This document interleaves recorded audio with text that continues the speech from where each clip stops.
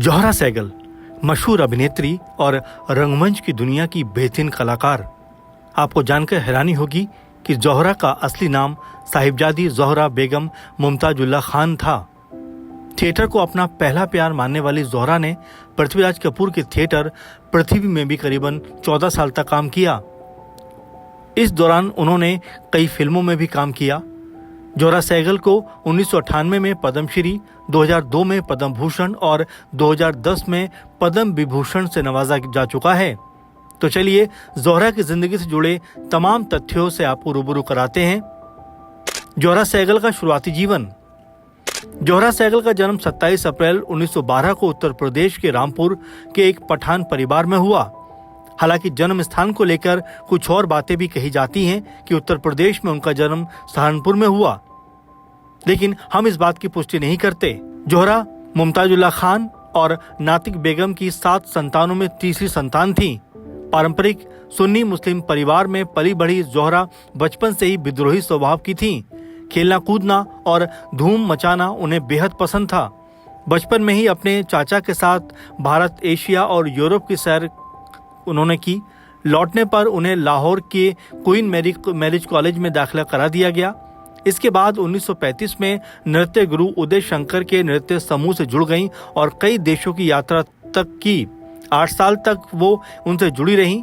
वहीं जोहरा की अपने पति से मुलाकात भी इसी दौरान हुई, जो उनसे 8 साल छोटे थे।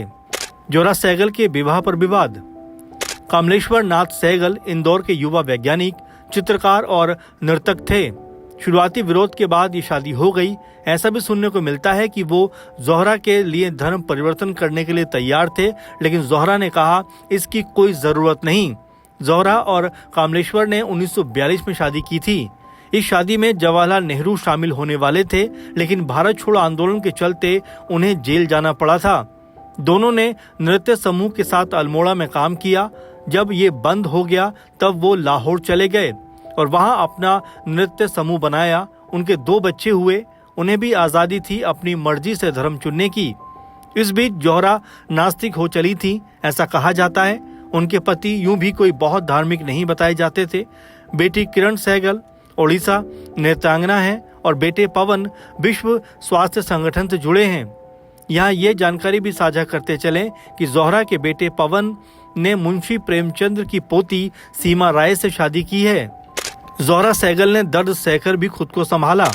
1959 में अपने पति कामेश्वर के असमय निधन के बाद जोहरा दिल्ली आ गई और नव स्थापित नाट्य अकादमी की निदेशक बन गई। 1962 में वो एक ड्रामा स्कॉलरशिप पर लंदन गई, जहां उनकी मुलाकात भारतीय मूल के भरतनाट्यम नर्तक रामगोपाल से हुई और उन्होंने चेल्सी स्थित स्कूल में 1963 में उदय शंकर शैली के नृत्य सिखाना शुरू कर दिया।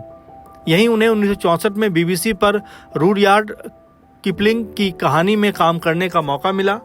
ब्रिटिश टेलीविजन पर यह उनकी पहली भूमिका थी। आगे चलकर पृथ्वी थिएटर से जुड़ी। वहां 400 रुपये वेतन पर काम किया। रंगमंच से उनका जुड़ाव बना रहा और वो वामपंथी विचारधारा से प्रेरित रंगमंच ग्रुप इप्टा में भी शामिल हुई। जोहरा की फिल्मों में एंट्री। 1946 में ख्वाजा अहमद अब्बास के निर्देशन में इप्टा के पहले फिल्म प्रोडक्शन धरती के लाल और फिर इप्टा के सहयोग से बनी चेतन आनंद की फिल्म नीचा नगर में उन्होंने काम किया। नीचा नगर पहली ऐसी फिल्म थी जिसे अंतर्राष्ट्रीय कांस फिल्म समारोह में गोल्डन पुरस्कार मिला। फिल्मों में काम करने के साथ उन्होंने गुरुदत्त की बाजी जो 1991 में आई, राज कपूर की आवारा समेत कुछ हिंदी फिल्मों के लिए नृत्य संयोजन भी किया। कुछ फिल्मों का कला निर्देशन और फिर उन्होंने निर्देशित भी किया। कमाल का तर्क शक्ति है जोहरा के पास। खुद पर हंसने का हुनर भी आता है उन्हें। उनका एक कोट बहुत मशहूर है, तुम क्या अब मुझे इस तरह देखते हो जब मैं बूढ़ी और बदसूरत हो गई हूँ, तब देखते जब मैं जवान और बदसूरत थी। जोहरा की एक बहन उजरा बंटवारे के बाद पाकिस्तान चली गई थी। 40 साल तक दोनों बहनों की मुलाकात नहीं हुई। उजरा भी जोहरा की ही तरह नृत्य और अभिनय में पारंगत थी। जब 1980 के दशक में वो दोनों मिली तो वो लम्हा यादगार बन गया। इस लम्हे को उन्होंने नाटक में भी पिरोया। जोहरा सहगल की अभिनय क्षमता। जोहरा सहगल अपनी उपस्थिति में संवाद अदायगी और अभिव्यक्ति में जितनी खूबियों के साथ हमारे सामने होती थी, अद्भुत और असाधारण था। चीनी कम में इन्होंने अमिताभ बच्चन की मां की भूमिका निभाई। इस फिल्म में वो एक श्रेष्ठ और प्रभावी सितारे की उपस्थिति से जरा भी घबराई हुई नजर नहीं आई। अमिताभ बच्चन के साथ उनके दृश्य कमाल के थे, जो बेहद दिलचस्प लगते थे। वो पश्चिम के प्रख्यात बैले कलाकार उदय शंकर के बैले ग्रुप की एक प्रस्तुति से प्रभावित होकर पहले नृत्य के क्षेत्र में आई, फिर कोरियोग्राफर के रूप में सक्रिय रहीं। उन्होंने उदय शंकर के ग्रुप में लंबे समय तक काम किया और अल्मोड़ा में उनकी संस्था की लंबे समय तक संचालन भी किया। जोहरा सहगल के पति कमलेश्वर, जो कि एक वैज्ञानिक होने के साथ साथ चित्रकार और नृत्यकार भी थे, यायावरी रंगकर्म के अकेले उदाहरण स्वर्गीय पृथ्वीराज कपूर के साथ जुड़कर उन्होंने एक साथ कई नाटकों में काम भी किया।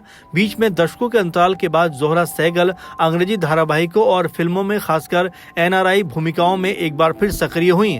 गजब यह है कि ये सक्रियता उन्होंने 80 साल की उम्र के बाद दिखाई। जोहरा सहगल की प्रमुख फिल्में।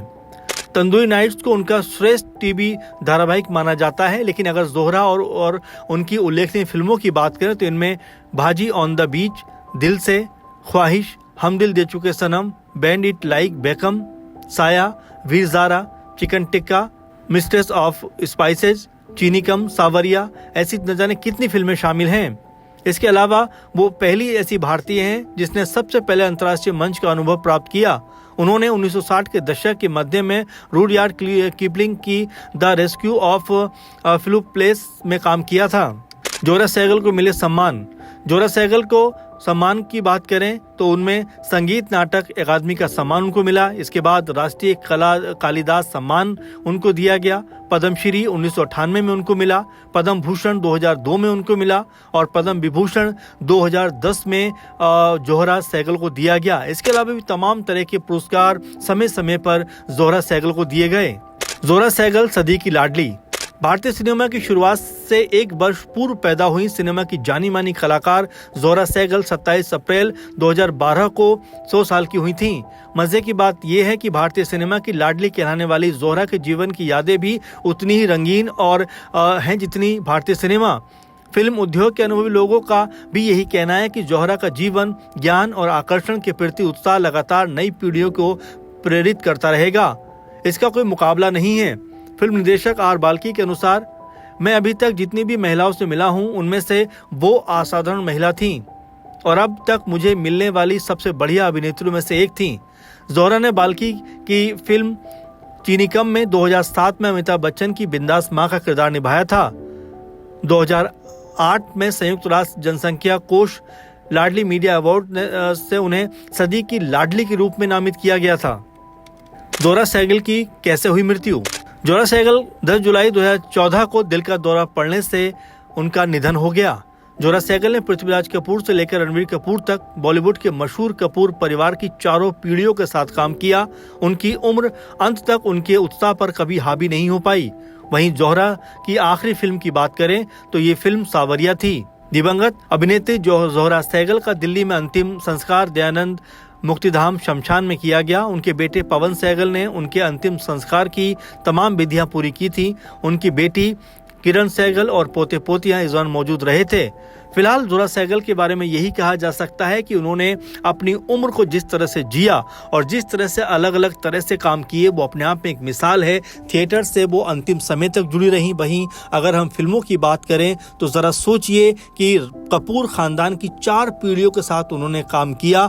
ये अपने आप में बहुत ही कह सकते हैं कि उनके लिए गौरव का विषय भी रहा कि उन्होंने पृथ्वीराज कपूर के साथ भी काम किया तो रणबीर कपूर के साथ भी उनकी पहली और ये उनकी हालांकि अंतिम फिल्म साबित हुई थी जोहरा सहगल की सावरिया, लेकिन उसमें उन्होंने रणबीर कपूर के साथ काम किया था। तो ये जोहरा सहगल जिन्होंने अपना पूरा जीवन मनोरंजन के क्षेत्र को दिया।